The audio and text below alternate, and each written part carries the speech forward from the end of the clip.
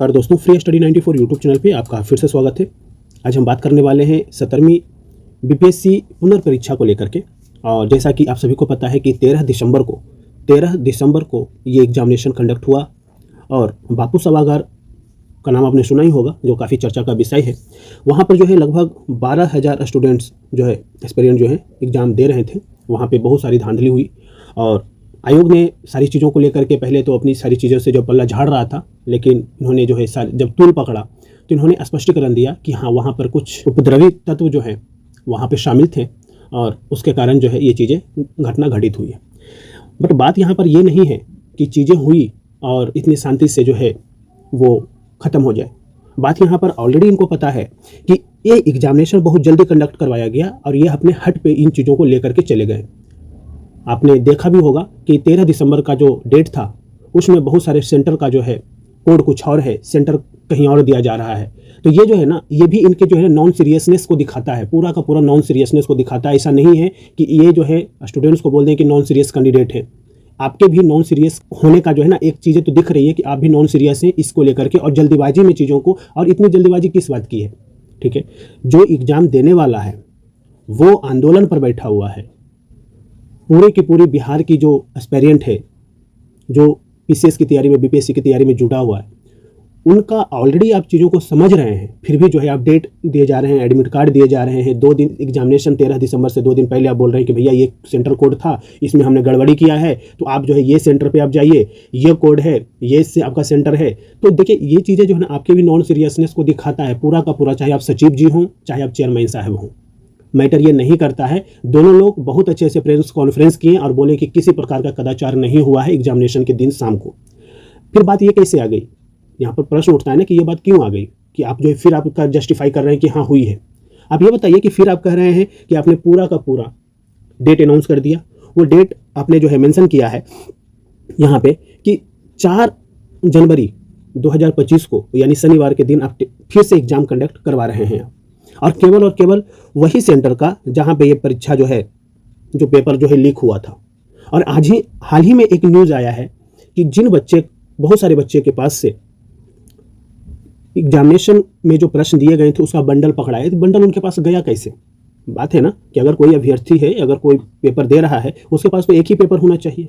ठीक है, तो आपकी जो है नॉन सीरियसनेस को यहाँ पर भी दिखाती है। चीज़ों को दबाने की कोशिश की जा रही है कि जो भी यहाँ पर जो करप्शन हुआ है उसको इस तरीके से दबा दिया जाए, ताकि जो है ना बच्चे जो हैं शांत हो जाएं। और इतनी गर्मा गर्मी में भी आप फिर से डेट अनाउंस कर दिए, और लेवल ऑफ क्वेश्चन ये भी तो देखिए। आपने ही प्रेस कॉन्फ्रेंस के माध्यम से ये बताया था कि जो है कि क्वेश्चन का जो लेवल है वो काफ़ी स्टैंडर्ड रहेगा, और आपने पूछा कैसा, कांस्टेबल लेवल का। ठीक है, बच्चे यहाँ पे तैयारी कर रहे हैं यूपीएससी लेवल का, और आप पूछ रहे हो कांस्टेबल लेवल का प्रश्न। आप ये खुद बताइए कि क्या ये कहीं से जस्टिफाई है? दूसरी चीज, ठीक है, आपका जो मन करेगा वो पूछ लीजिएगा कि भैया बिहार की राजधानी कहाँ है, पटना, ये सबको पता है। लेकिन आप ये कैसे तय कर सकते हैं कि जो इस बार जो आप एग्जामिनेशन कंडक्ट करवा रहे हैं उसमें आप जो है प्रश्न जो है उसी लेवल का पूछेंगे? तो जनरल स्टडीज में एक ही परीक्षा के लिए, एक ही एग्जामिनेशन के लिए अलग अलग दिनों में एग्जाम कंडक्ट हो, तो इसे आप नॉर्मलाइजेशन ही तो बोलेंगे ना, आप तो नॉर्मलाइजेशन ही करेंगे। तो बात यहाँ पर एक नहीं है, केवल ये मुद्दा नहीं है कि केवल आप जो है ना एग्जामिनेशन हमने री एग्जाम करवा लिया, चीज़ें हो गई। 67th बीपीएससी, आप उस समय आप कहीं और पोस्टेड होंगे, उसमें अतुल प्रसाद थे, चेयरमैन थे कमीशन का। उन्होंने जो 67th बीपीएससी का जैसे ही पेपर लीक का मामला आया, उन्होंने तुरंत पेपर को रद्द किया। उनको पता था कि अगर एक सेंटर को चीज़ों को लेकर के जाया जाए तो कहीं ना कहीं दिक्कत होगी सभी स्टूडेंट्स के साथ। तो आपको तो कम से कम जो है ना, कभी कुछ होता है तो कहा जाता है कि अपने पूर्वजों से सीखना चाहिए, तो कम से कम आप अतुल प्रसाद से सीख लिए होते। इस बात की तो इतनी भी तो शर्मिंदगी होनी चाहिए आपको कि हाँ भाई, जो है ना इस पद की गरिमा है, और इस पद की गरिमा पे को ध्यान में रखते हुए जो हमारे जो विरासत में जो चीज़ें मिली हैं, जो हमारे पूर्वज जो करके गए हैं, उनका तो ध्यान रखिए कि उन्होंने भी तो ये काम किया है। अपने हट पर तो अड़िग नहीं हो गए कि भैया हम जो करेंगे जो वही होगा। ठीक है, आप एक संवैधानिक संस्था हैं, लेकिन संवैधानिक संस्था होते हुए भी आप इन चीज़ों का सभी के वेलफेयर के तो काम करेंगे ना, सभी का तो हित का ध्यान रखेंगे कि मतलब कि बस जो आपका मन करेगा वही करेंगे।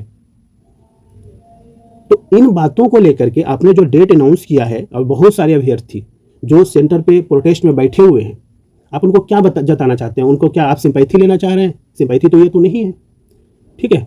आप तो, आपकी सिंपैथी तो तभी होगी, आप अपनी गलती को तो नहीं कबूल रहे हैं कि भैया हमारी जो है गलती है, हमने जो है हम जो है उतनी सीरियस नहीं है इस एग्जामिनेशन, हमसे हैंडल नहीं हो रहा है कमीशन, ठीक है। तो आपसे अगर हैंडल नहीं हो रहा है तो आपके और भी ज़्यादा मजाक उड़े पूरे भारत में, तो पता ही है कि बीपीएससी का पूरा मजाक बन ही चुका है।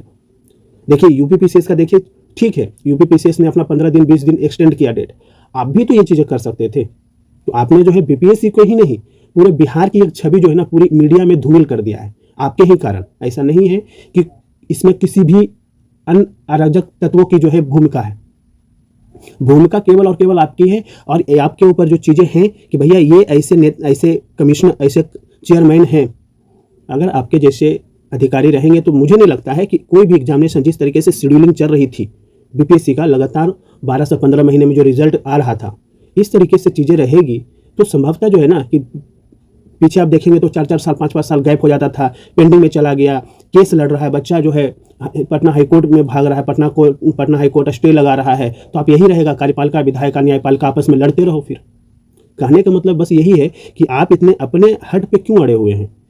बच्चा जो है जब मांग कर रहा है, ठीक है, और आपको ऐसा लगता है कि आप इस तरीके से अड़े रहेंगे तो बच्चा जो है अपनी जीत पे नहीं अड़ा रहेगा, ठीक है, अब क्या कर लेंगे?